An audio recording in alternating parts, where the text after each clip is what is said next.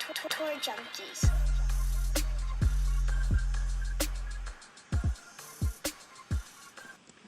What's going on, Golf Addicts Tour Junkies podcast? It is the Wasted. You won't hear that all week. It's the Wasted Management Open from Scottsdale, Arizona. I am drinking some vodka, some LaCroix, some peach schnapps. I've got a nice full pour here, Pat. I'm feeling good. I'm ready to have a good show, man. How are you? I'm really good. I got a nice pour too. A lot of vodka. A little bit of some lemonade, you might say. Okay. So yeah. Shout out to everybody already joining on YouTube. Appreciate that, boys and girls watching live. And it's going to be a good show tonight. We're going to talk obviously about the Waste Management Phoenix Open. We're going to talk a little strategy. We're going to recap those two enormous contests that we have going on right now. One where you can win $500 in Masters merchandise straight from the shop, handpicked for you from us.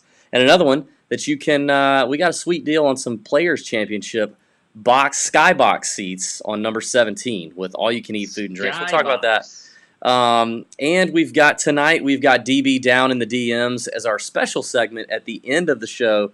You're going to want to catch that. By the way, if you're watching on YouTube, save your questions. I'm going to take some live questions, even though it's not technically a DM. I'm going to take some live questions at the end from YouTube viewers, as well as peruse my DMs. So there you go. Also, we do have. When you say peruse, does that mean you're just going to kind of scroll there down and just see what you happen to find? Yeah, I'm not. Yes, over a while, like you're usually the one that's checking the DMs. So yeah, I might want to go down in the DMs later on after a few. Drinks. Yeah, but it doesn't pat down in the DMs. Your name doesn't start with a D. It doesn't. The alliteration's not there. It doesn't really make a lot of sense, honestly. Plus, we usually get in trouble when you get down in the DMs. But we'll see. We'll see if you're on your best behavior tonight. Let's get to it, man. I'm looking forward to it. We're going to talk about TPC Scottsdale. You got a good field, really strong field. Now, you do have DJ, Brooks, Phil, Reed, and Stinson teeing it up in Saudi Arabia. That's a little controversial, but they're teeing it up in Saudi Arabia. The old money grab is doing its thing over there in Saudi. But we've still got a pretty stacked field. This is a fun event. Obviously, you've got number 16. You've got the stadium course and the stadium hole, which is number 16. A lot of people dressing up like Big Bird, getting knockered. Tons of ASU co-eds bouncing around. It's going to be a good time. It's always fun to watch. Put on by the Thunderbirds. Caw-caw! At the there in Scottsdale, which is just a bunch of that's slang for like rich old guys. So yeah, it's going to be a good time. And speaking of rich old guys, you know what rich old guys struggle with, and probably a few of our listeners may struggle with, including possibly you, Pat, because 2 out of 3 guys will experience some form of male pattern baldness by the time they're 35. But there is good news, buddy. You think? Look at this. Look at this. It's real thin at the top. Are you it's just seeing real thin. some male pattern baldness right there? I don't think so. It's just really thin. But in the event that hypothetically you were, there are some advancements in science, and our friends at Keeps offers proven treatments to combat your hair loss, and it helps you keep the hair that you have. Okay, at half the cost of your local pharmacy. Prevention is key, and Keeps treatments actually work. They're up to 90% effective at reducing and stopping further hair loss. So this is really for those of you who are worried about losing your hair or you're almost losing your hair. It's before you've lost it. This isn't going to resurrect it. It's only going to prevent you from losing it. So the sooner you start, the more hair that you will save. You're going to need to act fast. So now you can visit a doctor online. You can get your hair loss medication delivered to your home. You don't have to go to the waiting room. You don't have to go to the pharmacy. You don't have to be embarrassed, Pat. I don't want you to be embarrassed. And it's discreet. Can I just interrupt for 1 second? Sure. I know you had a flow there with the ad, but who is a doctor of hair loss? Because you said visit. Like, does anybody? I mean, hair loss? Are there doctors of hair loss? Oh, you said visit a doctor. Of course. Okay. Of course, man. What are they called? What are they called? Is there a name for them? They're hair doctors, man. I don't know, man. I'm not really sure. But you can go on their website, and you can also find out why Keeps has 5-star reviews, more 5-star reviews than any of their competitors. Nearly 100,000 men using Keeps to trust their hair loss prevention treatments. And they start at just $10 a month. And for a limited time, you can get the first month for free. That is free. So if you're ready to take action, prevent hair loss, go to keeps.com/tourjunkies to receive your first month of treatment for free. That's KEEPS.com/tourjunkies. Keeps.com/tourjunkies. We appreciate our new friends at Keeps. You know, they wanted to send Pat some product to try. I think it's on the way, buddy. So I think, you give that a run. All right, we'll see what happens. I'm going with my hair care tips from Hank Lebioda. Hank Lebioda, yeah, he's doing a good job. He's got a lot of flow. Pat, speaking of flow, why don't you flow on into this course breakdown? Tell us what we need to expect as we get right into the picks and the course breakdown and strategy for the Waste Management Phoenix Open. Yeah, let's go. We're at TPC Scottsdale this week. I love this tournament. You know, it's one of those things that it's kind of like you just have to have a taste for it. I mean, it's wild. It's a raucous crowd. It's totally different than any other tournament that you see. I don't know if I'd like this every week, but I love it for this week. And it is one of my favorite tournaments to watch. It's always Super Bowl weekend, so everybody's just pumped and everything. It's a great sports weekend, and it starts with the Waste Management. So I'm excited about it. TPC Scottsdale, 7,261 yards. It is a par 71. You got Bermuda grass from tee to green. Now, I will say they typically have overseeded these greens with a little kind of a mix of bent and POA. Here's what I think that means. I don't think you're going to see bumpy greens like you do with POA. Basically, it's just to make it look good. But they run quick, and they're going to run pretty true. So I think that's what you just could get out of that. I mean, don't get too much into the weeds of overseeding the Bermuda greens. Scoring's been fairly low on this course. You look at it, they redid it a few years ago, but over the last 4 or 5 years, anywhere from 15 to 18 under has been where their scoring is. Now, Mickelson did just absolutely obliterate this course several years ago when he won, but that was a little bit before the changes. You got 3 par 5s out here. All of them are fairly gettable if you're a longer hitter. They range from 560 to 575 yards, so not very difficult when it comes to par 5s. 4 par 3s. You've got of the 11 par 4s. I think this is where This is where I think the Bombers kind of come into play, and they get a little bit of advantage here. 6 of the 11 par 4s are between 450 and 500 yards, and actually closer to that 500-yard range. So that's where these Bombers can kind of take advantage of this course, is on these par 4s that are definitely long. So I think in general, I'm definitely looking at the Bombers. You look at the past champs, though, there are some ball strikers in there. You got Hideki, who won here twice in 16 and 17. Fowler's always been a pretty good ball striker, but then Gary Woodland in 2018 and then Brooks Koepka in 2015. Traditionally, though, I just think this is a course they should be able to, you definitely have an advantage with length. Always looking at form and course history. I mentioned ball striking. I think strokes gained approach is important as well. I think proximity, a stat you've mentioned, it's been well documented on this show that you last week. Yeah. Is something this week. 5 of the last 6 winners have all finished in the top 10 in proximity. Now, look, you can take that for what it's worth, but I think that is certainly a trend. These huge greens out here. They're not that hard to hit. So then let's go move down and look at proximity. Guys that are hitting it close, giving themselves birdie opportunities, that kind of thing. So I do think it makes some sense to look at proximity. So there you go. That is my course breakdown. DB, what do you have? By the way, full field event again this week. 1 course, so that's why I'm only going to mention 1 course. T65 and ties, like we always have on a regular event. So, yeah. Less players this week, by the way. 132 players in the field as opposed to the 156 we have had recently. Yeah, Pat. Good job on the course breakdown. You did good. I mean, we did talk at length. I talked at length last week about a stat that I hate. We don't need the dissertation about why you don't like proximity. And Just go into other reasons. And it was proximity, and all those things still ring true tonight. If you want to know why, you can go back to the end of last week's episode and listen. Not a believer in the proximity stat in terms of predicting future outcomes. I don't think that's wise. But you know what, Pat? I love how firm you are, how set in your ways. I once heard a theologian say it is hard to teach an old dog new tricks, and I. So let me ask you this. Just let me challenge you a little By the bit. way, speaking of old dogs, some of the listeners want to know if the year on your shirt is the year you were born. No, because obviously I would be dead, idiots. 1736, Anyway, 1776, sorry. 1736. 36, that's what I said. Augusta, baby. Augusta was established. That's right. UG. Anyway, we don't need to get into it too much. I think it matters a little bit when you think about the fact that it's. I mean, is that just a coincidence that 5 of the last 6 winners ended up? And actually, if you look at the top 10 in the stats, they all were good in proximity. So something is telling you that makes a difference. But anyway, go ahead.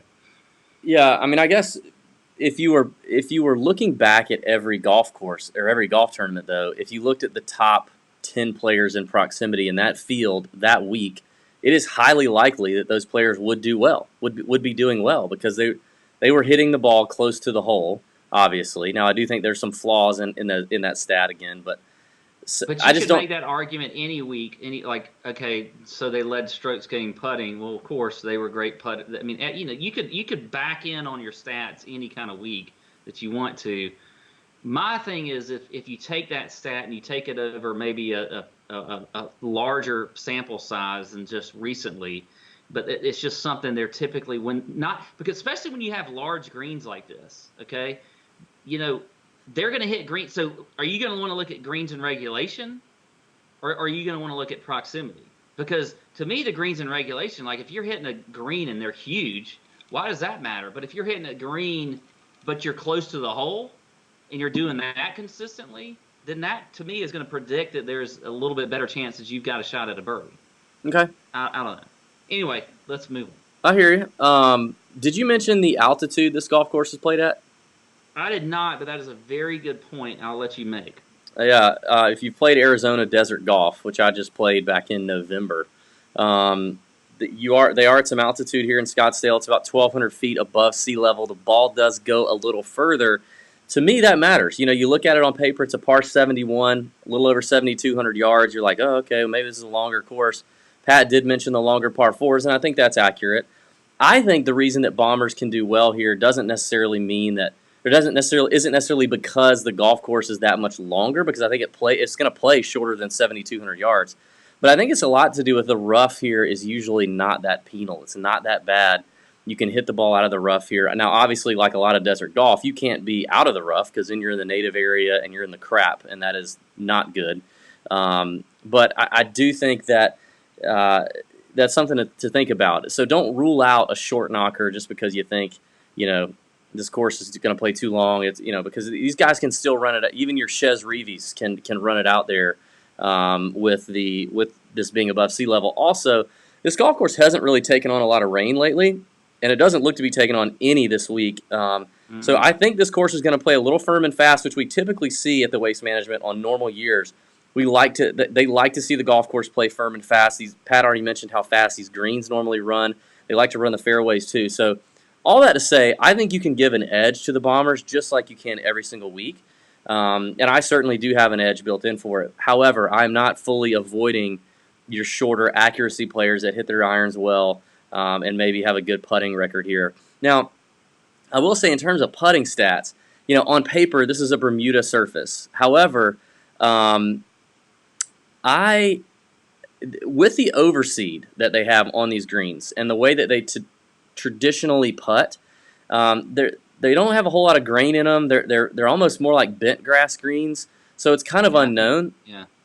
So I actually went back the last 5 years since they redid these greens and just looked at strokes gained putting at this golf course the last 5 years to see who putted well, who didn't, at only TPC Scottsdale, because I do feel like it could be a unique surface. Now, maybe come Wednesday night in the Chalk Bomb, or by the way, we have a new Facebook group. If you need to join the Facebook group, there's a Facebook Tour Junkies group. There's a couple hundred members in there. It's a group you have to request on Facebook, so it's kind of a private group. Our friend Kyle Sinehy is running that group. He is in the chat right now on YouTube, so holler at him if you need the link. But just search Tour Junkies group on Facebook, you'll find it. Maybe if we find out a little different from a caddy on Wednesday, that's like, hey, these things actually are pretty grainy. They're Bermuda. Let's roll with that. Then we'll let you guys know. But I kind of looked at just guys in the last 5 years that have putted really, really well here, and went from there. I'm definitely looking at distance, but also more just strokes gained off the tee. Are you gaining the strokes off the tee with distance, or are you gaining it with accuracy? I think strokes gained off the tee tells you both. So I'm looking at that. I'm looking at strokes gained approach, and really that putting and kind of form. I do think, as always, form is nice. So, and then of course for tournaments, we're going to have some ownership leverage. A lot of people that were high owned really crapped the bed last week, and there's a few of them I want to jump back on for this event. So that's all I have to say. Let's get to it. You ready, Pat? Yeah, let's go. All right, we're talking DraftKings, we're talking tournament plays, we're talking cash picks, and we're talking fades. On DraftKings, we're going to start at the $9,000 price range all the way up to the top, which is Jon Rahm. We're going to give you 3 players in that price range that we like in tournaments or GPPs on DraftKings. Then we're going to give you 1 player that we really like if you're playing cash contests. That would be 50-50s, double-ups, head-to-heads on DraftKings. And then we're going to give you a fade in this range. A fade is a person that we don't want to play, and we don't think you should play. We're going to give you a good reason why. You ready to get in it? Let's start. Well, that's good. Pat, you go. Who your guys? Ready for me to start? Yeah. All right. Well, I'm going to start. I'm not going to start with the guy that I think you're just going to absolutely hate. I'm going to start up at the top, and I like some JT at 11-2 this week. Justin Thomas. I mean, you look at all the boxes, he's definitely going to check them. He's second in ball striking, 11th in strokes gained off the tee, which you love and mentioned, and I do like that stat as well. He is number 1 in strokes gained approach, 12th in proximity, 10th in driving distance. I think Justin Thomas is going to bounce back off of, we did see him play, recently at the, he won, obviously, at the Tournament of Champions, and then he missed the cut at the Sony Open. I think he had a very good take that week. I'm going to give you props. I just don't think he was really into the tournament at the Sony Open. Thank you, Pat. And, but he's had a couple weeks off. He missed the American Express and the Farmers, and then now he's back here for the Waste Management. I like him this week. He's got a good course history, despite, he did miss the cut back in 17 and 16, but in 2018 he was T17, and then last year he was 3rd. He's gained almost a little over 23 strokes in his last 5 times playing in this event. I think JT is just a great play at 11-2. I love him in GPPs. I don't know where his ownership's going to be, maybe a little bit lower coming off that miscut, but he is one of my favorite plays this week. Next, I'm going to drop down to Xander Schauffele at 9,900. He's a guy that I feel like is just he's like the new guy for me that I can't quit. I can't quit him. He's tough to quit, man. But, you look at it, he missed the cut last week. It's, sort of a local event for him. This course, I think, really, though, plays into his hands. He's played it twice. He was T17 the first time he played it here, top 10 last year. You look at the stats for old Xander. We know he's great off the tee. He's 15th in the field in strokes gained off the tee. He's 10th in ball striking, 18th in strokes gained approach. Wait, am I looking? Yeah, 18th in strokes gained approach. So I do like some Xander. I think just kind of another guy coming off a miscut that you can play. I like the price at 9,900. So I will play some Xander, and then dropping down to the bottom of this range, a guy that I like, Bubba Watson at $9,000. Look, we know he's obviously got a ton of distance off the tee. He's a really good ball striker. People they underestimate his ball striking ability, but he definitely checks the box there. You talked about these greens putting a little bit more like bent. Now, I did not check the stats, which you may have of what he's done on this course in the last 4 or 5 years. But we know he putts well if they do have little grain and they do putt more like bent. And he likes fast greens. We see it at the Masters. We see it almost any course that he plays on where you got quick greens. So I like Bubba from that standpoint. And then you look at his recent results. I mean, he's been pretty good. I mean, he was 6th last week at the Farmers. I guess before that he was at the Hero, which whatever. Everybody finishes in the top 30 there. But I like where he was last week. He played well. He's played well on this course before. I mean, he was T4 last year. He had a 14th place finish in 2016, the 2nd place finish in 2015. So I like some Bubba Watson at 9,000 as a tournament play, and I think he's going to be a little bit low owned. A lot of people are going to probably go to maybe your favorite player, Bryson, maybe some Sung J M just beneath him, Colin Morikawa, you got it just above him. So I think Bubba's going to be low owned this week, and I like him as a GPP play. My cash play is a guy I just mentioned. Crazy to say this for a rookie on tour, but Colin Morikawa is just, I mean, why can you not? You got to take him every week. I mean, you can play him in tournaments, but I'm just going to put him in the cash slot. I don't care what you can throw him in tournaments, whatever. Yeah. Just put him in your lineups. The guy's just money every single week. I love him. Everybody said, you know what? He's playing the first 2 rounds at the Farmers with Tiger. He's going to suck it up. Well, he didn't. Didn't affect him one iota. So I love him this week as well. One iota. You like that?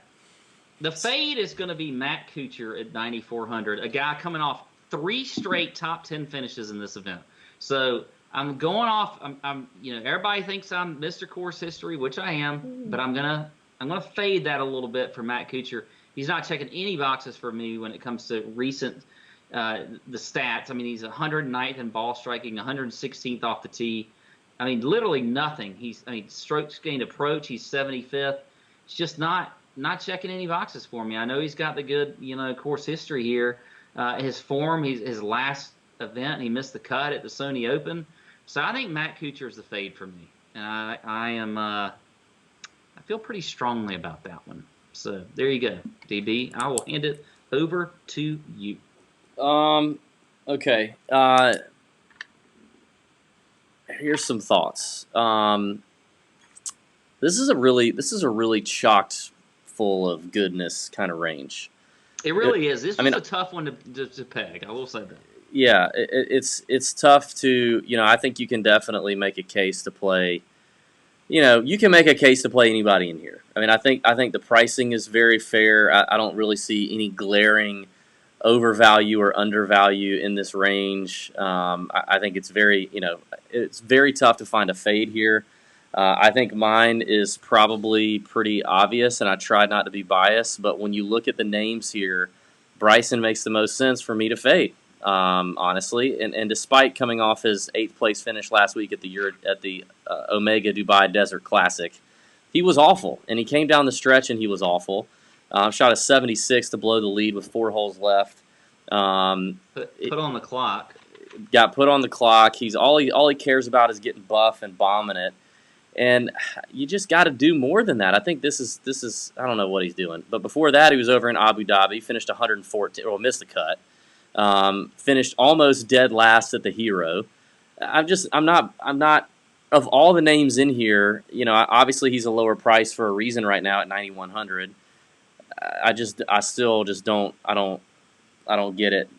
He's 49th in this field over the last couple years in putting on these types of surfaces. He just doesn't really pop on any boxes other than he hits it far. He's hulking it around the golf courses right now, and it's just obnoxious as all get out. So Bryson for me, and the travel too. I mean, he's been overseas now. He's running right back over here to this thing. It's a crazy week. To me, it's the clearest fade of this whole range. Now, you mentioned, I just want to address Bubba real quick. I don't have him written down, but you talked about his putting. It's kind of crazy, like, with his tremendous history here, which he's like better than 100 under over the last, 5 or 6 years or something at this golf course. I mean, he eats this course up, but he does not putt well on this course. In this field, he's outside the top 50 in putting on this course.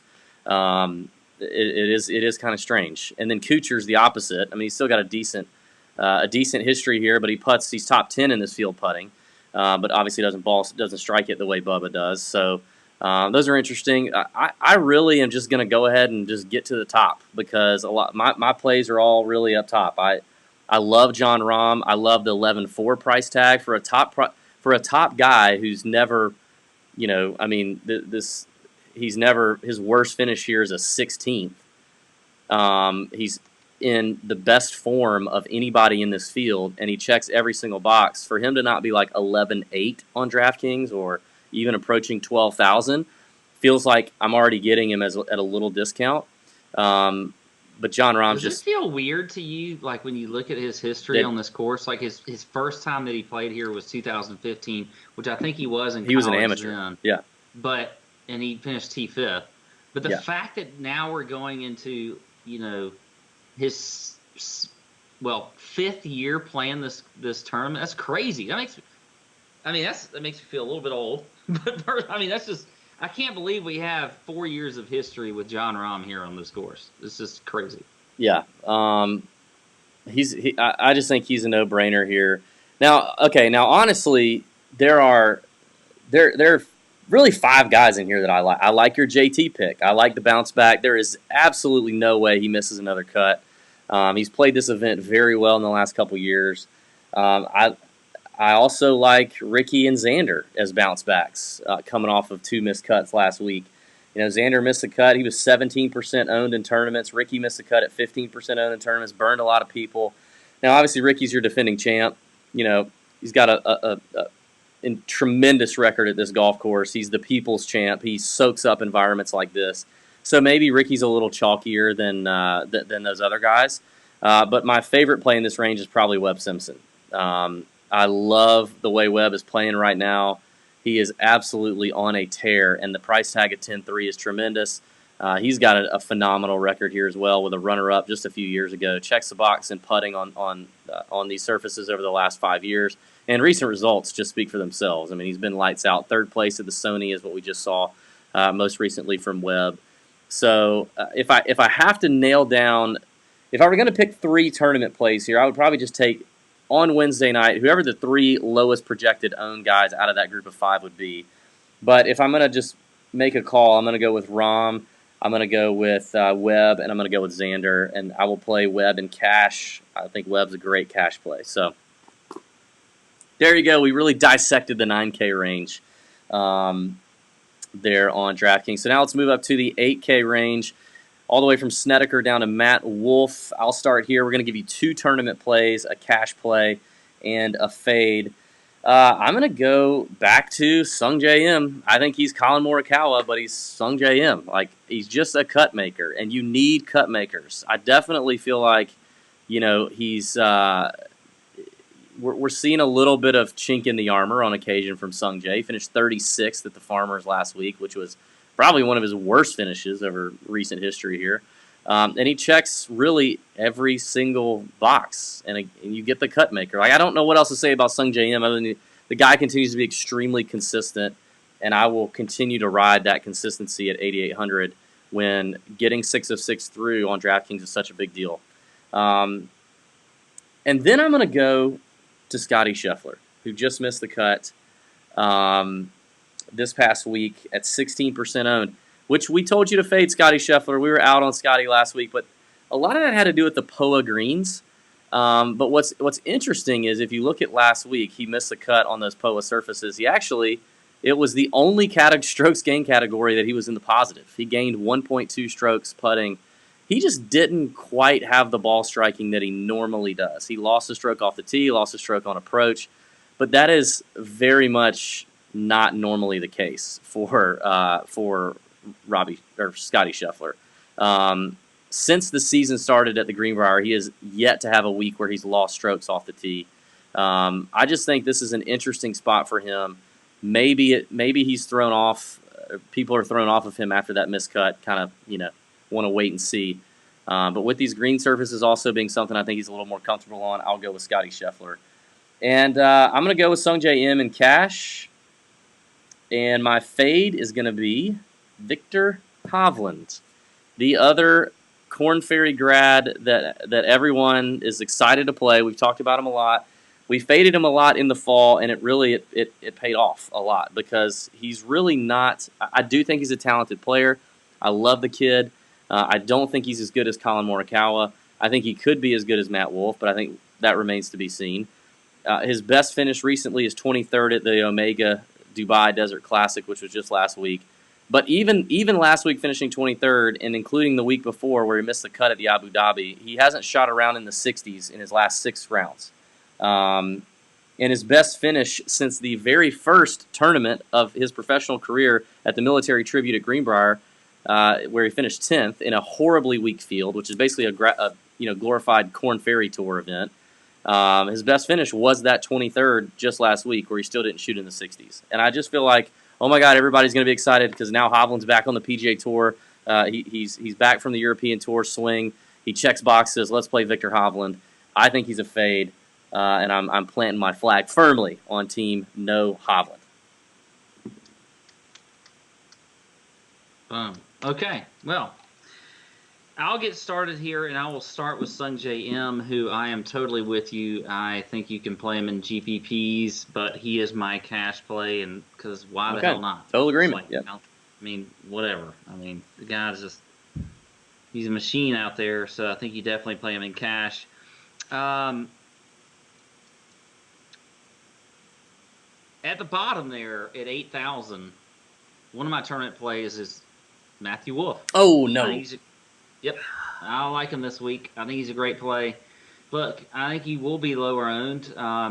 The first, literally, is like one of his first pro events was playing this tournament last year, and he did make the cut. He checks the box off the tee, ball striking, driving distance, obviously. I think Matthew Wolfe is a good play this week at 8,000. Now, there's a lot of good guys in here that you can talk about. We can talk about Scotty Scheffler, who's very popular, and everybody wants to talk about him, and blah, blah, blah, blah, blah. You can talk about Ryan Palmer, who's played great recently, Cam Smith, and whatever else. I feel like I'm here to give you some names that aren't just everybody's talking about every single week. So Matthew Wolfe is a guy that I do like, and I'm going to play a lot of them. I love him. I've liked him all year long. And you know what?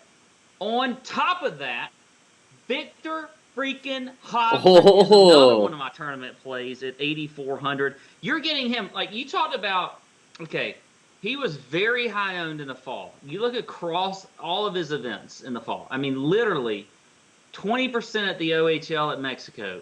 People love this kid. He's got like 17% at the CJ Cup.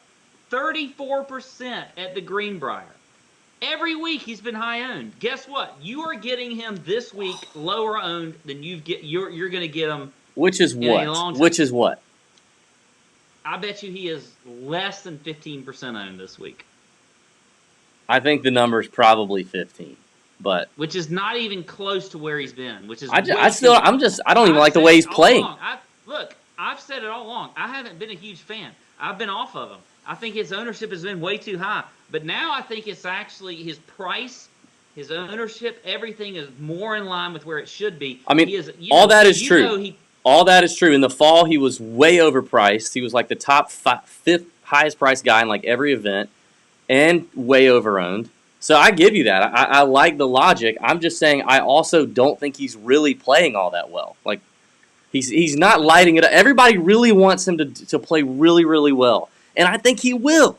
I really think he will. He did have a 23rd place finish last week, which it's a European Tour event in Dubai, and he never broke 70. Yeah, but you had Fleetwood in the field. You had your boy. It's still the European Tour. It's still the European Tour. It's not the same strength of field as this. I don't care. There's still good players in those fields. There are good players in these fields, but I'm just saying a T23, which is his best finish since the Greenbrier, with no rounds in the 60s is not. I mean, like I'm not. It's fine. I think I'm not super impressed. If you want to play Vic, this is the first time I want to say that you should play Viktor in tournament lineups. He really is a cute kid. He's such an adorable kid. 9 out of 10 people that have never even met Viktor Hovland would probably let him like babysit their kids, just on looks alone. He is just the nicest looking young man. He looks high as shit to me every time I see him. He looks like he just came out. You know how many people say that about you? That's a lot of people. Speaking of somebody who looks high all the time, if anybody follows Malbon Golf on Instagram, Steve Malbon, we met him at the PGA show last week. Holy smokes. Good gravy.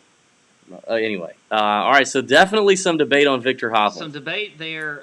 There may or may not be drunken debate about that again on the DK Tour Junkies After Dark show for DraftKings. I'm sure there will be some drunken debate on that. I'm going to also say my fade is going to be Chez Reavie, a guy who does have a good course history here.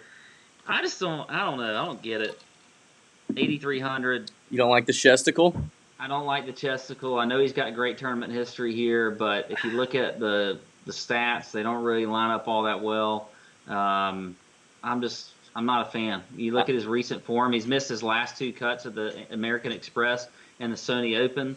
So I'm not a fan of Chez Reavie at 8,300. Bonus play for you, a guy that I think could sneak up on everyone and play decent this week. He finished second here last year. You know I'm a sucker for him as well. Brandon Grace, I think at 8,700. Just a little sneaky play. Wait a minute, you're giving out bonus plays? Well, you gave out when we talked about the over 9K. Oh yeah, guys, that's true. You basically just said, okay, here's all the 10K guys. I like them, but if I were to choose right now, but it might change later. So you basically just left it open. No, on all of them. No, I committed to my 3. My 3 were Rahm, Webb, and Xander. But I just also said of JT and throw Ricky in the mix that the 3 lowest projected out of those 5, I would be okay taking. That's all I'm saying. Well, if you're going to give a bonus play in the 8K range, which we don't ever give bonus plays, we're very strict about this. So I will give a bonus play. Ryan Moore was very close to making it for me. I kind of like the way Ryan Moore is going. I don't mind that. Also, stay tuned because we will have a podcast interview with Ryan Moore's caddy, Brett Swedberg, who apparently is a freaking legend and very handsome. We're going to have him on the show not too far from now. And we've got a Dylan Fratelli interview coming out. If everyone could remind me, someone send me a reminder. You know who's good at this? Kistler is good at this. Josh Kistler, if you're watching, send me a reminder on like Wednesday night to post the Dylan Fratelli interview because I've been sitting on. We interviewed him in like November, and I've just been sitting on it, forgetting it's edited, ready to go. I just need to freaking publish the thing. So Wednesday night, remind me that. It's a great interview. Dylan's a funny dude, and he talks about the absolute cheapest player on tour, and it's very funny. So you're going to want to listen to that. All right, that's the 8K range. Kistler said he's got me. We're good to go there. Pat, before we move on to this, I think we need to talk about the $500 in Masters merchandise that we are looking to give away to a talented and lucky Tour Junkies listener. And Pat, we started the contest last week. We already have 2 entries by the same person already with 2 entries. So we have a new contest rolling. Let me make sure I get this right. For the Masters, if you win this contest, we are going to go to Augusta National. We're going to hand pick some merch for you. We're going to get your sizes from you, and we're going to pay $500 in merch, and we're going to ship it to you for free. You know, you're going to freaking love it. So here's how you do it. It is running between the Farmers last week and the WGC Match Play. You have to join mybookie.ag using promo code TOURJunkies. If you've already joined under our promo code, you are already in. Okay, that's step 1. So if not, you go to mybookie.ag, use the promo code TOURJunkies to sign up. When you sign up, you will get a 50% deposit bonus, a $10 free bet that you can use, and you have to deposit $50 or more. And then you're in. Okay, that's step 1. And then all you have to do is hit any bet between now and the end of the WGC Match Play, any bet at 20-1 or greater, and screenshot the winning ticket and DM it to us. We will verify it, and that is 1 entry into the contest. Bryce Moore at BM0540. Bryce Moore won 2 tickets because he bet his free bet on Mark Leishman at 45-1. And then he put another few dollars on Mark Leishman at 45-1 last week, and he won the Farmers. So now he has 2 entries into this contest. You can bet on golf. The NFL Super Bowl is coming up. MyBookie has a ton of prop bets for the Super Bowl. They also have a prop bowl Super Bowl party prop sheet where you can, like, if you go to a party, it's got all these fun props on it. But tons of Super Bowl bets. You can win with that. You can win with, like, basketball, hockey, whatever you want to do. As long as it's a 20-1 bet or more, then you qualify when you hit it and you send it to us. Now, new rule, because I got somebody sending me, you got to bet at least like $5 to to win this bet. Somebody bet $1 on, and sent me a screenshot. Like, come on, bet $5 at least, because you could just throw $1 bet on, 10 people at 20. That doesn't take any. We want you to show some skill. You know what I mean? So that's how you win it. And then at the end of the WGC match play, we are going to take all those entries, put them in a hat, draw one out live, and that will be the lucky winner. So there you go. If that's not complicated enough, I don't know what is. But you know what? It's a really freaking good prize that not many people can deliver. So if it's complicated, I don't care. If it's too complicated for you, then obviously you don't want the $500 Master Swag enough. Pat, ready to do the 7K? Let's go. You start. I did 8K. So. We all know this. I freaking love Corey Connors. Any day of the week, I love my Canadian Corey Connors. He is arguably, I'll actually go ahead and say it. He is my favorite Canadian that plays the old golf tour. Now, I love Pat Mayo, Jeff Feinberg, but Corey Connors is definitely my man. And, coming off the T12 at the Sony. Now, he's never played here before, but I don't care. He checks the ball. He's 16th in the field off the tee, 14th in approach. Greens and regulations killer. The guy's just an absolute ball striking stud. Give me Corey Connors at 7,900. Give me that made cut. I will take it. I'm going to go to a guy who I've been on as he's kind of made a resurgence here this season, and that is Daniel Berger at $7,800. Finished 38th at the Sony, then got a little better at the American Express by finishing 29th. He's got a decent record here over the last 5 years. He's gained 23 strokes total over the last 5 years at this event, and he checks the putting box here. He is 22nd in this field over that 5-year run in putting on these surfaces here at TPC Scottsdale. Checks the box off the tee, checks the box in approach and greens and regulation. I really like some Daniel Berger. He is 80-1, as is Corey Connors, is also 80-1 at my bookie. And then I'm going to go this one. This is a big risk. This is a tournament play, okay? We're going to give you 3 tournament plays. Oh, this is a risk. I'm going to go back to a guy who burned me last week, and that is Lonto Griffin. I'm going to give Lonto one more chance before I put him in timeout. I'm putting him in the naughty chair if he screws me here. I have a feeling he's going to the naughty chair after this week. I had many shares of frickin' Lonto last week, and the Farmers was no bueno. He missed the cut. Now, what's shocking is he only lost strokes putting. He lost 3 strokes putting. That's the reason he missed the cut. That's it. That's the only category that he was negative. Now, he wasn't super positive in the other main strokes gained categories, but the only category where he lost strokes was right there putting. He was 14% owned, so he did, tick off a few folks. Lonto never played here before. This is first time playing. Where is he? Yeah, first time playing.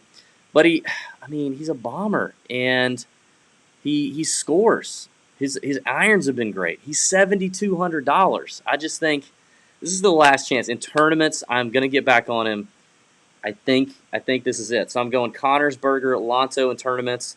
Connors is my cash play. Honorable mention in cash would be Adam Hadwin. Even though this is his first event since the fall, Hadwin's he checks the boxes here. He's another Canadian, but just a great ball striker. So I think Hadwin is interesting, but I would say Connors is my favorite cash play here. And then in terms of my 2 fades, we're going to give 2 fades in this range. JB Holmes, I'm not interested. I know people saw him play well just this past week, but when you look at his numbers, he's actually like 92nd in this field putting on these surfaces over the last 5 years, and he's played here every year. He's played here every year. His record here is hit or miss. It's not great, but that's just kind of the story of JB Holmes. He's so hit or miss. He's finishing top 10 this week, and then next week he's DFL. So I'm not putting up with that. Byung-Hun An, another one. Decent record here. Definitely likes to play here, but it's not just the putting for Byung-Hun An right now. Okay, he's not even striking the ball well. So it's really just everything. Like the ball striking is sub-average for him, subpar for him, and the putting is as crappy as it's always been. So I'm out on Byung-Hun An as well. Pat, on to you. So there's a lot, like as opposite as earlier in the show was. a lot of agreement here. And the first two guys you mentioned were my favorite GPP plays, and that's Corey Connors, which is not surprising because No. I think he definitely shows up in a lot of what you're looking at. Is not with course history because he's never played here, but everything else. I love some Connors at 7,900. But Daniel Berger, I was surprised that you were on him. I I've thought been on him the last maybe 2 weeks. I played him the last two times he's played. I know, but I thought maybe you would not. I don't know, but he's one of Subconsciously, I've sold you on him over the last 2 weeks, and that's why maybe you did. so. But he was one of the guys that I was going to mention. As far as fades are concerned, I'm with you on Ben On. I mean, I had him 2 weeks ago. I think I put him as my one and done, even though we're not doing one and dones, but he was for the contest I was in, and he missed a cut. Let me tell you about one and done. This is how bad I am. Last year, I was like average at one and done. Like I hit one winner, but I literally missed two cuts all year. I had two guys that missed cuts all year long. Now, I didn't have a lot of winners, and I didn't do anything. I couldn't do well in the contest because every guy finished like 30. So far this year, out of 3 events, I have 2 one and dones that have missed cuts. And one of them has been on. And that's terrible. That shows you how bad we are and why we don't talk about it, in case you're wondering. We suck at that. Yeah. So, Ben On's a fade for me. The other fade for me is Martin Laird, who's 7,200. And the reason I'm talking about him is because he has an absolutely ridiculous course history here. He's a Scottsdale guy. He's a Scottsdale guy. He's been fantastic on this course. He is just, I mean, literally every single year. Let me give you his history. 26 last year, T9, T7, T41, and T5 over the last 5 years. So he's gained 36 strokes on the field. I'm okay with that. Whatever. I'm still fading him. I can't play him. It's just I don't feel confident with him. So I'm going to fade some Martin Laird at 7,200. Another guy I'm going to take in though and bring in here for the tournament play is one of I think he's we've got some connections with this guy. His brother follows us on Twitter, and that is Tom Hoagie at 7,400. Well, we know his teacher, Scott Hamilton. Yeah, and his teacher, Scott Hamilton. Look, he has been playing absolutely fantastic He is playing well lately. You look at his last 3 events, top 5. He was 5th at the Farmers. He was 6th at the American Express. T12 at the Sony Open. So a guy that's just been playing absolutely fantastic lately. As far as the stats are concerned, I mean, he definitely checks the box there. He's 11th in ball striking. He's 5th in strokes gained approach, 18th in proximity. So I think Tom Hoagie is a good play this week as far as the tournament play. I like him at 7,400. My cash, though, is just a guy that's just been consistent over the last several weeks. It's 7,700, and that's Russell Knox. Not only is he checking boxes, but he's been consistent. I mean, his form is good. The history here is decent enough. I mean, he was top 10 last year. He did miss a cut 2 years before that, but I don't care about that. I think his recent form is good enough for this. Is a guy that I think is going to make the cut.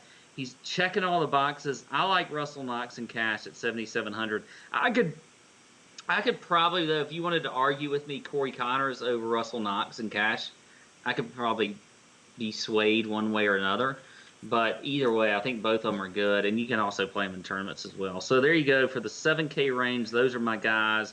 Berger, Tom Hoagie, Corey Connors as GPPs, Russell Knox and cash, Ben On and Martin Laird are my fades.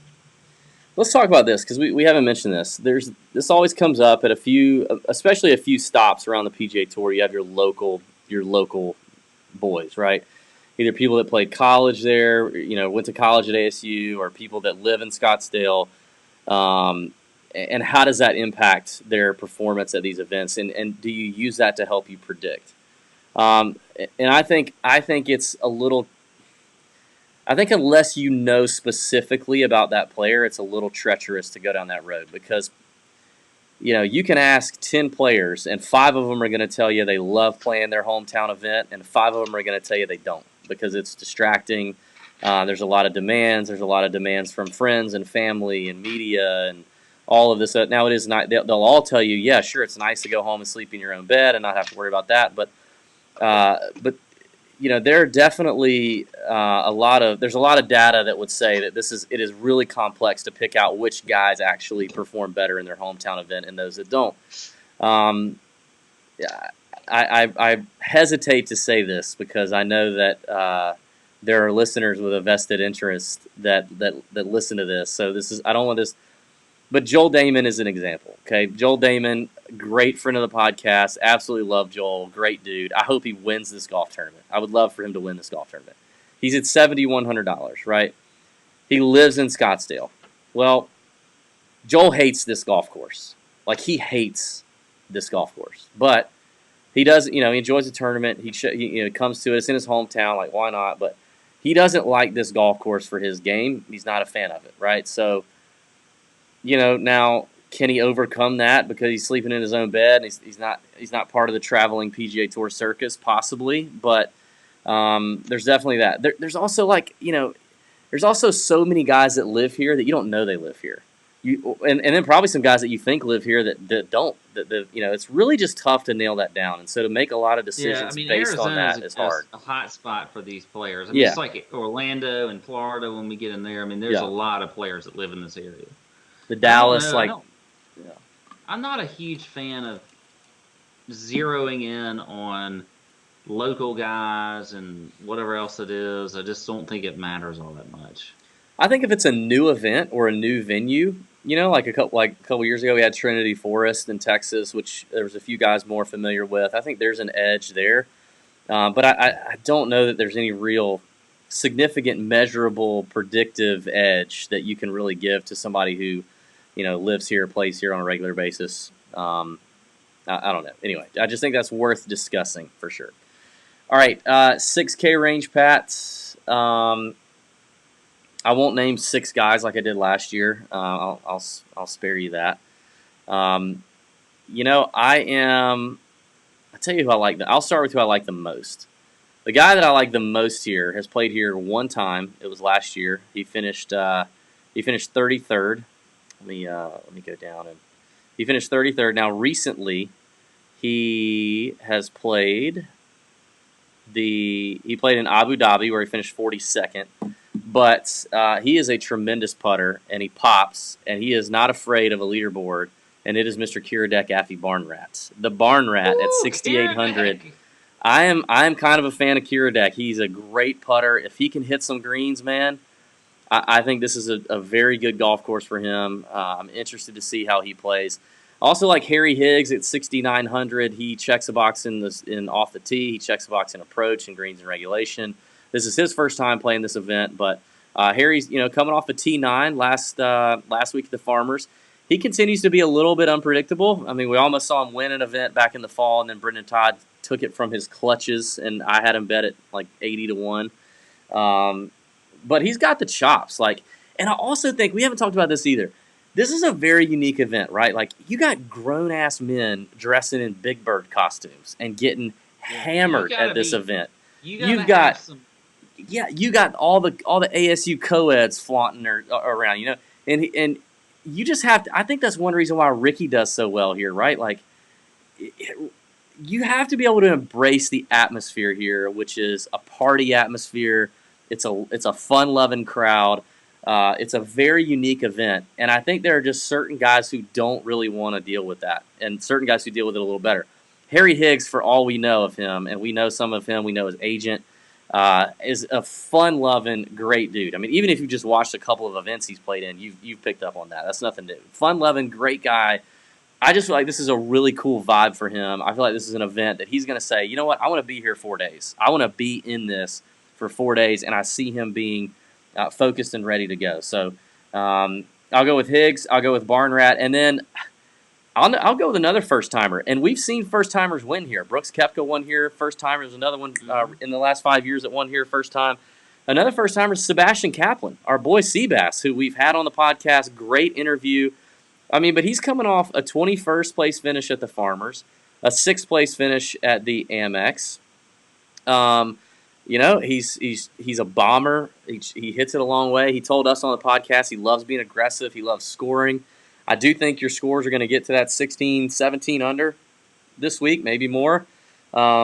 why not take a shot on a guy at 6,700 who's in great form in a couple of tough fields the last 2 weeks?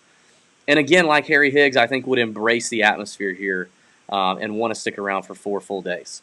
I think that's worth a little bit of something. So I'm going Barnrat, Higgs, and Sebastian Kaplan. Wow. All right. So we have agreement again. Harry Higgs was another guy. I was hoping you weren't going to mention him just because I wanted to talk about him. I mean, look, this guy seems like the next true good character on tour. That's a great golfer, but has some great personality and that kind of stuff. So I do like some Harry Higgs. I'm totally with you there. Another guy I think that could have a good week, and he started off really well last week, and then it all just kind of just went to crap. But that's Chesson Hadley at 6,900.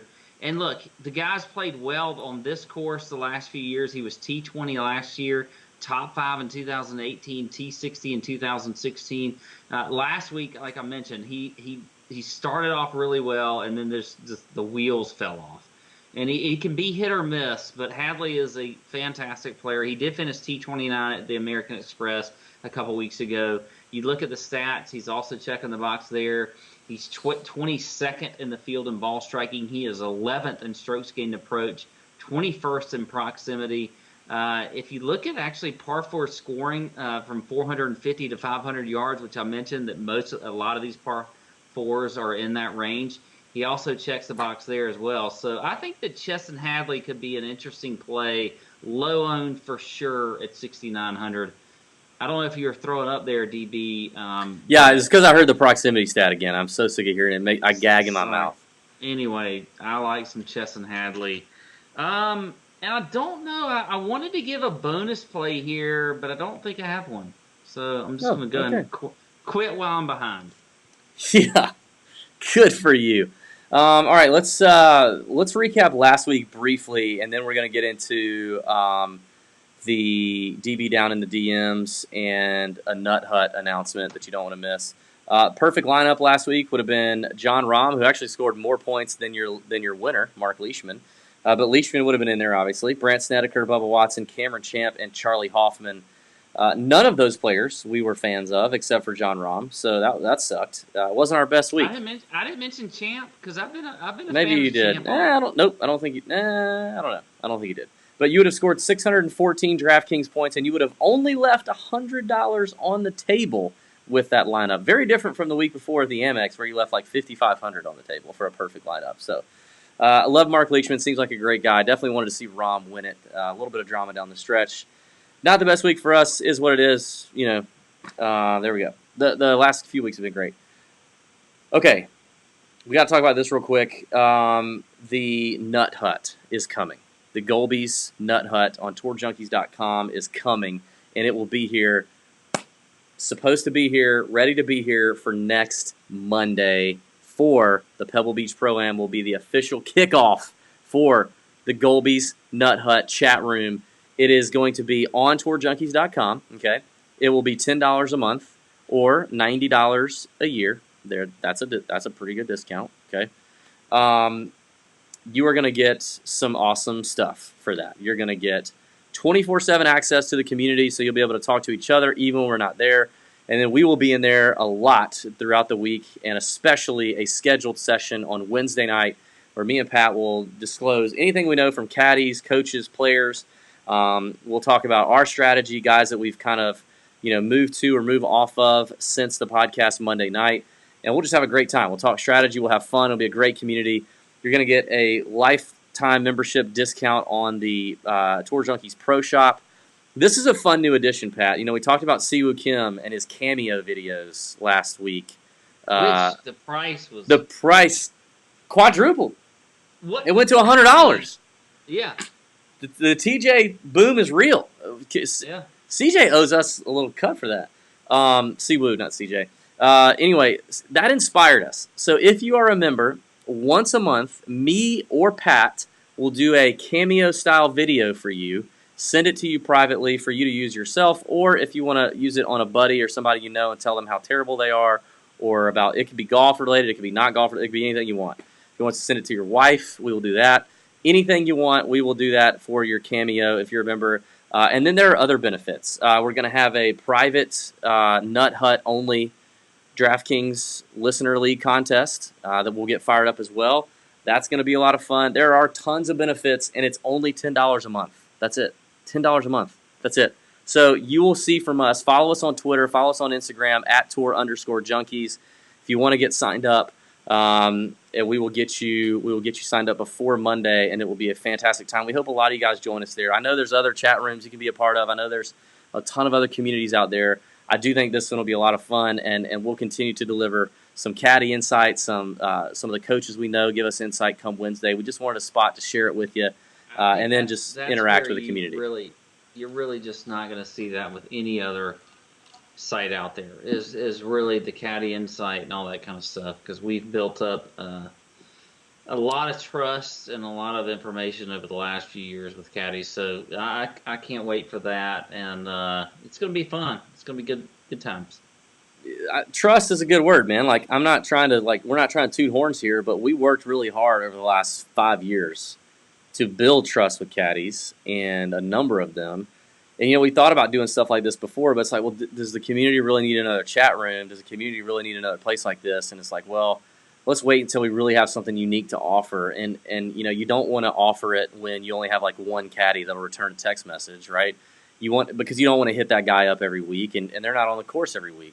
So, until we kind of had a library of it, it was like, all right, well, now I think this makes sense. We can offer something fresh. And we feel like it's very reasonably priced. I mean, what's $10 a month if you're a golf addict like we are? So we hope you guys get into Golby's Nut Hut, where we're all a bunch of nuts looking for a nut. It's going to be a good time. Can't wait. Get in it. Also, the Players Championship skyboxes on number 17. We talked about those last week. We do have a handful of those left. A couple of you have already jumped on it. So if you want to go, if you want to bring a friend, a spouse, if you want to bring some buddies, do a buddies trip, we have a nice connection. We've done this the last 2 years, and it's incredible. We have skybox access to number 17 at TPC Sawgrass in a couple weeks for the Players Championship. You get the skybox seats. You get unlimited, all you can eat, unlimited, all you can drink, all taken care of for $795 a man. $795 a man. It's a pretty freaking good deal for the Players Championship. This is Thursday, Friday, Saturday, or Sunday. You get to pick the day. Me and Pat will be at one of those days, Lord willing. So we will be at one of those days as well. We'd love to hang out with you guys. We're not sure which day yet. It's probably going to be done at random. Hate to do that, but you need to go. If you want to go, you need to go and be okay if we don't go on the day that you're there. But we do have a handful of days. It's going to be a lot of fun. Like I said, me and Pat have been in the skybox on 17 a couple years now. It's so much fun. You can bet on literally everything. So if you want to get in on that, you need to DM us on Twitter or Instagram at tour_junkies, or the best way to do it would be to email us, info@tourjunkies.com. Email us and let us know that you are interested in the Players Championship skybox, but you need to move. $7.95 a ticket. Round up some boys. Y'all get together, or some girls. Make a girls trip. Maybe you're single. Maybe you're single ladies. And if you're single ladies, guess where there's a lot of really good-looking guys? A golf tournament. So you can bring your girls and get in the skybox and maybe meet your future husband. And then, thanks to the Tour Junkies, that happened. So info@tourjunkies.com is the email. Hit us up for that. Oh, a lot of announcements. A lot of exciting stuff going on, Pat. I say we get right on into this DB down in the DMs. You ready?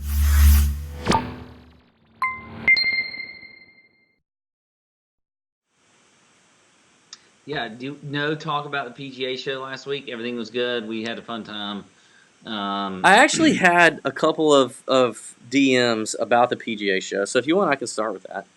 Yeah, go ahead. Yeah. One person asked what. By the way, who is this guy that sends us pictures of Subway sandwiches in the middle? I don't understand. Yeah, I don't get that. We get some weird stuff. One person did ask, favorite product we saw at the PGA show. Here's the thing. At the PGA show, there is not much new under the sun, okay? Golf clubs, golf balls, a ton of golf clothing, apparel. It's really hard to find new stuff. I think my favorite thing, and I don't know if it's Pat's favorite thing, my favorite thing that I saw that was new also won the product of the year for the PGA show, and it's the Whiz Pack. And it is a golf bag with a very, very robust sound system in it. When I say sound system, I don't mean like a speaker. I mean like subs, like low ends, it is robust. bass. That's a good word. It is robust. It's a nice leather bag. The guy that invented it was a former sound engineer for Bad Boy Records back in the day. If you're Bad Boy for Life, Puff Daddy, all those guys. He was a sound engineer for them. Really cool bags. I really enjoyed that. What about you? Do you have any other famous or other product that you liked? I don't know. I mean, there's a lot of weird stuff out there. I will say there's some good much weird stuff. Some beef jerky makers out there. There is some really good beef jerky.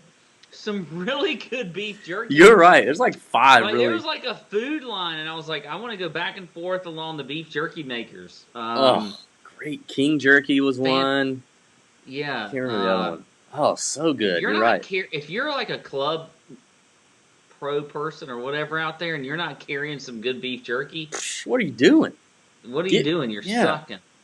Now, another cool thing I will say was there was this rake, a sand trap rake, that I think was fantastic because, and they talked about like, you know, a rake in general, like what was it meant for? Like raking leaves, right? So there's lines in the sand. But this rake that I saw, like you just went forward towards you, and it was perfect sand when it was done. And the next ball that fell in there was in a perfect lie.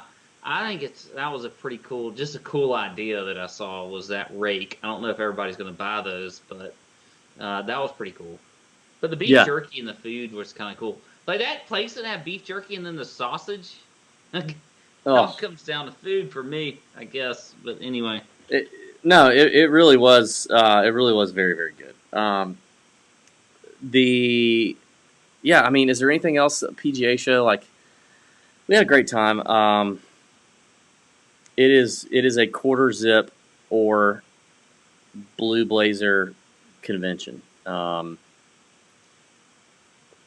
Anything else? A lot of that. A lot of people that think that they are very important. Yeah. Hey, I'm sure they do good things. Yeah. They're important.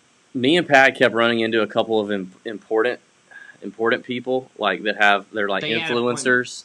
They're like influencers, and we'd be like 30 seconds in the conversation, be like, "Hey guys, we got an appointment," and it wasn't just like one person; it was like 6. And so about halfway through, me and Pat, we're not dumb, okay?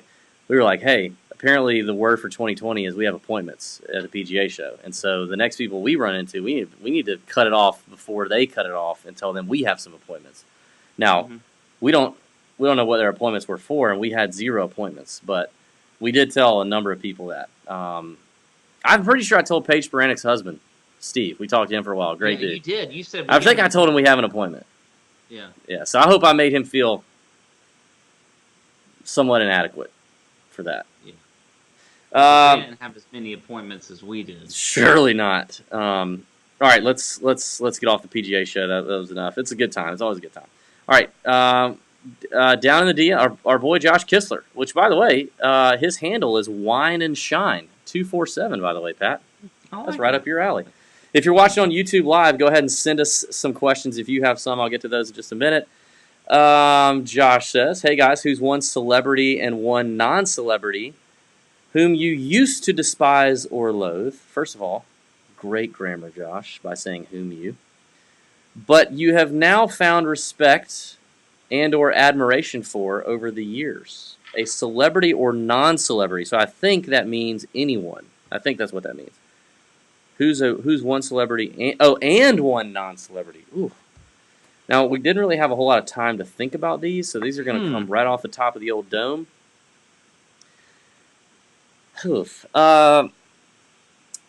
Celebrity that I did not. Now, I will say this happened a couple years ago. Maybe I went off on Sean Foley one time, who I don't know if he really counts as a celebrity. He's a golf instructor. You guys know him. I went off on him on a podcast one time, and then later watched something else from him on a video, and I completely changed my tune on him. And you know, I did the right. I feel like I did the right thing. I made a video and publicly was like, "Hey, I bashed Sean Foley. I think he's a good dude." I take it back. So I do like Sean Foley. He's one. Pat, you got anything? I don't know. I'm gonna have to table that one. God, I mean, it's a great question. I'm trying to think. I don't know off the top of my head because there are a lot of people that. Okay, Um, okay. I know everybody's gonna be like, "Oh, here goes DB beating his drum," but I have a real life example. Bryson DeChambeau was a punk to my kid. Okay, we talked a couple weeks ago about the Junior Junkies video that came out on our YouTube channel. My 9-year-old is in the video. He's talking about golf. I took him to the FedEx Cup. I gave him no preconceived ideas of Bryson DeChambeau. He's standing between 13 green and 14 tee at East Lake at the Tour Championship this past August, and he gets a golf ball handed to him by like DJ, Ricky, um, who's another one? Another big name. His buddy that's with him gets a ball from two other big names. Literally no golfer said no to these two kids with their hands out, right? Bryson DeChambeau walks up, and my son asks for the golf ball. Hey, Bryson, can I have a ball? And Bryson literally looks at him. I heard it with my own ears. Looks at him and says, "I'm sorry, man. I'm using it right now," and walks on. I lose respect for that. Like, you're going to the 14th hole. You got golf balls. Like, give a freaking golf ball to the kid that had the guts to ask you for it. You know what I mean? Like, and everybody else before you who's way better than you did it. It just that actually didn't. I didn't lose any more. It just made me solidify how much I can't stand that guy. Well, yeah. See, that doesn't answer the question because he said it's somebody who you loathed or was Oh yeah, you're right. That doesn't answer the question. I just wanted to bash Bryson DeChambeau. So you just wanted to That's bash true. Bryson DeChambeau. Well, So I that can't think of doesn't anyone really- else, so I don't know what to tell you. Yeah. All right, let's go to these Instagram. We got some Instagram questions here. Let's see what this says. All right. Hey, Tour Junkies, nice profile.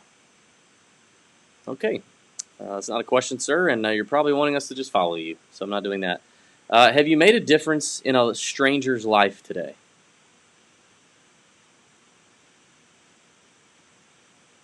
I don't think so. I mean, maybe. I hope I did. I mean, unless they're listening right now and they're just feeling inspired by our voices, no, Yeah. we have not. Hopefully, we're making a difference for a listener, maybe. This is fun. My wife got on here and asked a few inappropriate questions. I will take one. Are you more of a boob or a butt guy? Now, I don't hate either. But I'm more of a butt guy. I'm kind of a thighs and butt kind of guy. You know, I am. And baby, you got it. But I did hear a funny thing recently about boobs, and it's boobs are like tires. If somebody tells you that they're too small, then you get bigger ones. Somebody tells you that they're too big, they're fucking lying. Okay. At EJP618 says, what do you think you would shoot at Champions Retreat, which is my home club here in Augusta, using your first set of clubs that you ever played with? So, my first set of clubs were Harvey Pinnocks. Pat, I bet you didn't believe that. I bet you wouldn't have picked that. My first set of clubs were graphite shafted Harvey Pinnocks, and I was probably 13 years old. Now, I played them for a little while, then I put the game down until I was like 20. But if I had those same clubs, I shoot on average like an 82, 84 at Champions. I would probably shoot a good 10 strokes worse. I feel like I would shoot a good 10 strokes worse. I mean, the driver probably had the sweet spot the size of a dick hole. I don't know. My first set of clubs, like first full set, were links, links irons. Because Fred You Couples and Club Pro played, guy? Oh, because Fred Couples played him. Yeah. Fred Couples played them back in the 90s, so that's what I played with. Someone asked, how old are you? Okay, strange. I just turned 36. Interesting. I don't need to answer that one. Another funny question. This person says, boobs or birdies? Only messing around. Do you follow the European Tour? Bobby Mack is the future ball striker. Okay. Boobs or birdies? I would say birdies because I've already told you I'm kind of a thighs and ass guy, so I can give or take some boobies. I would love some more birdies, though. Do you follow the European Tour? Yes, we follow the European Tour. I follow the European Tour. Pat follows the European Tour. We don't talk about it that much because it's just, you get, this podcast is already too freaking long, So if we talked about the European Tour, it'd just be a whole. We try to narrow the focus, stick to what we're good at. You know what I mean? So that's what we try to do. Pat, some folks on YouTube would like you to answer the boobs or butts question. Oh. That laugh was so weird. I knew that was going to come up. That laugh. What? Are you embarrassed by that question? No, I'm not embarrassed. It takes a lot of thought because there's.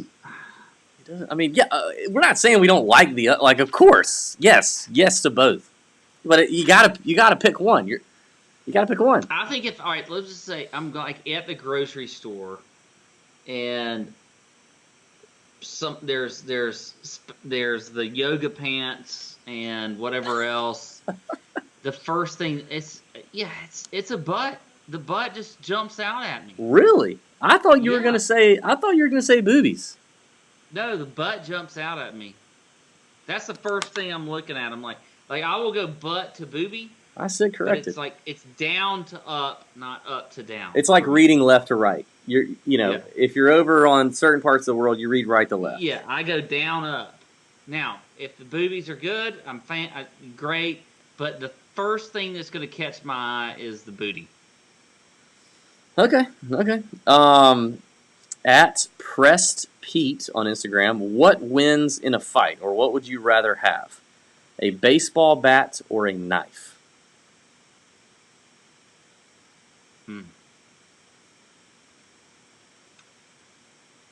Probably a baseball bat. Further reach. I think I lean that way. I know. Isn't that kind of weird? I've actually never thought about that. I could hit your head, and then you can't use the knife anymore. So.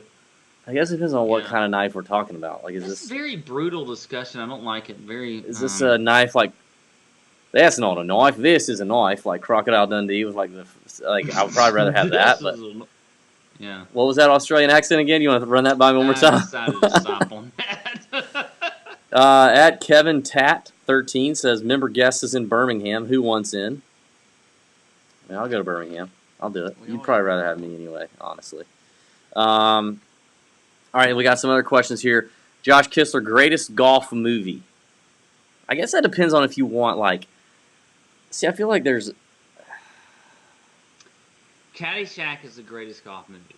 No, see, that's such an. A guy wearing a 1736 T-shirt would definitely say that. Caddyshack. Happy Gilmore is. If you're gonna pick a comedy, Happy Gilmore is the best golf movie. Caddyshack is the greatest golf movie, but Tin Cup is highly underrated. No, too much love in it. I like The Greatest Game Ever Played. Are y'all from Augusta? Yes. Born and raised. Favorite cartoon growing up? This is a good one. I mean, Pat, you were back in the days of Felix the Cat and Looney Tunes was real big, right? You were all you had to choose from was Tom and Jerry. I will definitely say I was a big fan of the Nickelodeon Rugrats. Ren and Stimpy was a good one. You remember Ren and Stimpy? I remember Ren and Stimpy. That was good. And then, as I matured, I remember X-Men at 11 o'clock a.m. on a Saturday would rock. I wasn't a huge cartoon fan, so I can't really say that I would. You didn't have any? Okay. I don't have any there. Oh. Let's see. Who would your dream round of golf be with, dead or alive?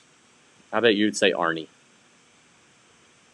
I would say Arnie for sure. I would throw Tiger in there as well, and then Fred Coates. I knew those would be your three. I was wondering how many. Mine would be. I think mine would have to be Tiger, which is so lame, but I think it would be Tiger. How many strokes does Pat get from DB per round? 4. Yeah. It's like 4. which is a good number. But I can hang if it. Yeah. I mean, yeah, it's a good number. Pat's beat me though. Favorite video game that you play with or without your kids? Well, I don't play video games now. I used to. I was into Call of Duty for a little while. I don't really play any video games now. We ain't got time, man. This Tour Junkie is like a full-time job, and we all both have full-time jobs. What frat did y'all pledge? Were you in a frat? I don't even know that about you. I was in a fraternity. I was a Lambda Chi in Georgia. A what? A Lambda Chi at University of Georgia. Yes. Which team was that in Revenge of the Nerds? I don't remember. Wait. I do think there was something Lambda. There was a Lambda. I don't know anything about fraternities. What did you have to do to get? Do you remember like a memorable thing you had to do to pledge into that? I can't really say. Come on, man. Come on. What I mean, like how far? I'm honestly intrigued by this. I'm very curious about this. How far did you progress in the hierarchy of Lambda? Were you like by the time you left? Were you like a decision maker? Oh no, I was just a partier. I didn't give a shit. I was never in like any sort of like hierarchy.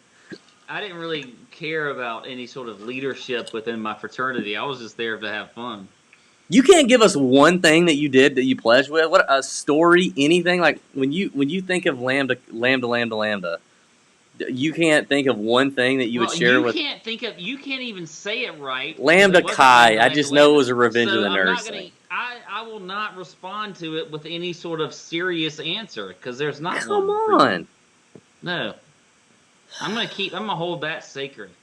If you want to know, though, maybe at another time, get me drunker. What were your colors? Did you have sweatshirts, or what was your opposing sorority that y'all were like tight with? We were tight with a lot of sororities. All right, we'll end on that. Thanks for watching, everybody. We appreciate it. Everybody on YouTube, holla. Golby's Nut Hut. You need to hit us up. People on YouTube, especially you consistent jokers, we want to hook y'all up. So email us, info@tourjunkies.com. Masters contest, get in on that with mybookie.ag, promo code TourJunkies. TBC Sawgrass hookup, get in on that. Let's just do all of it, okay, people? All of it. May your screens be green for the Waste Management Phoenix Open, where grown men dress like Big Bird and co-eds are out in full effect. Yes. Thank you. See ya. Oh.